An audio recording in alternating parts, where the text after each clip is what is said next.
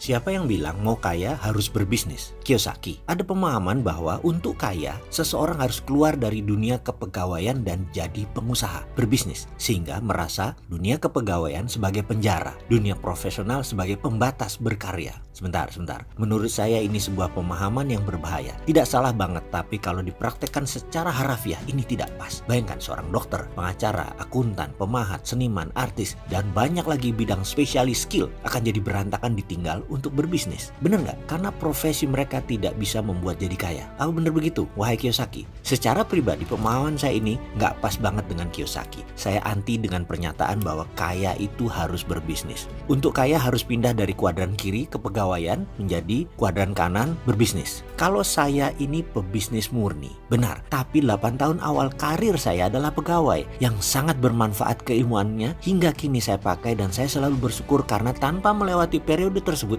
saya beda cara pandangnya sekarang. Kita tes sedikit pemahaman kaya harus pindah dari kiri ke kanan, dari pegawai menjadi pebisnis. Kalau menjadi investor iya ya. Ada sahabat saya baru saja menyelesaikan 10 tahun sebagai direksi sebuah bank plat merah. Sebelumnya dia adalah CEO dari bank yang sangat kenamaan juga milik swasta dan sebelumnya di perusahaan GE Finance. Sebelumnya lagi dia di Citibank. Menikmati pensiunnya saat ini di usia 56an di rumah di Jalan Tirtayasa Kebayoran. Dengan deposito sampai usianya rasanya 90 tahun gak bakal habis. Belum aset propertinya. Pandainya dia selama 30 tahun mengelola dana gaji dan bonusnya untuk invest di tanah dan properti membuat asetnya saat ini 11 digit. Dia banker profesional, tak pernah jadi pengusaha atau berbisnis. Jadi investor, iya. Jadi rumus kaya versi dia adalah tetap sebagai pegawai tapi atau plus sebagai investor. Berinvestasi adalah contoh perilaku orang sukses dan itu saya setuju. Ada lagi untuk resep sukses. Apa itu?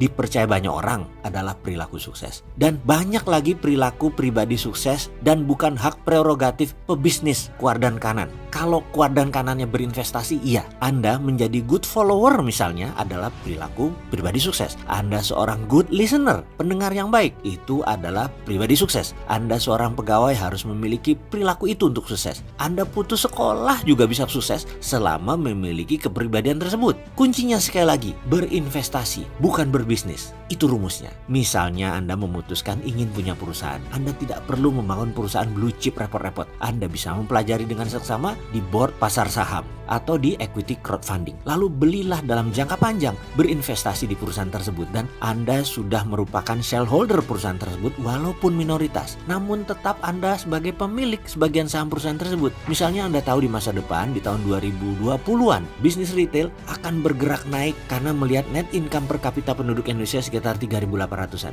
Jadi sarannya beli apa? Beli saham Unilever. Simpan selama 5 tahun ke depan, garansi naik pasti. Itulah investasi. Selain itu, saya ada kisah nyata dari arisan istri saya. Bagi saya, kelompok istri saya ini memiliki kebiasaan aneh, setidaknya menurut saya. Setiap bulan arisan, ya namanya ibu-ibu, emak-emak. Namun ada yang aneh di kelompok ini. Tiap arisan isinya adalah perdebatan data dan informasi saham yang akan mereka beli di bulan ini. Lalu siapa pemenangnya? Yang akan ambil uang itu adalah di tahun depan, 12 bulan dari sekarang, bukan ditarik bulanan tiap tahunan. Misalnya, mereka setoran 1 juta setiap bulan. Ada 12 peserta. Jadi setiap bulan ada saham dibeli senilai 12 juta yang akan dicairkan 1 tahun setelah investasi. Misalnya dari hasil kocokan Ibu A yang dapat bulan ini dan dibelikan saham kelapa sawit Astra Argo Lestari. Lalu bulan depan 12 juta Ibu B menang kocokan kertas arisan diinvest di saham Trada Marine Cargo. Itu setelah ber-12 berdebat dan berdiskusi. Kalau dengar ceritanya seru juga sih. Saya yang dulu-dulu merasa arisan itu adalah hal sosialite di mana perilaku hanya pamer-pamer biasa, sekarang saya melihat arisan dari sisi yang lebih menarik. Setahun kemudian rata-rata 12 juta tersebut naik 20-30%. Yang saya tahu lumayan banget untuk urusan belanja ibu-ibu rumah tangga. Sekali lagi semoga video ini bisa menjadi tambahan wacana, bertambah keilmuan kemakmuran. Selamat berinvestasi.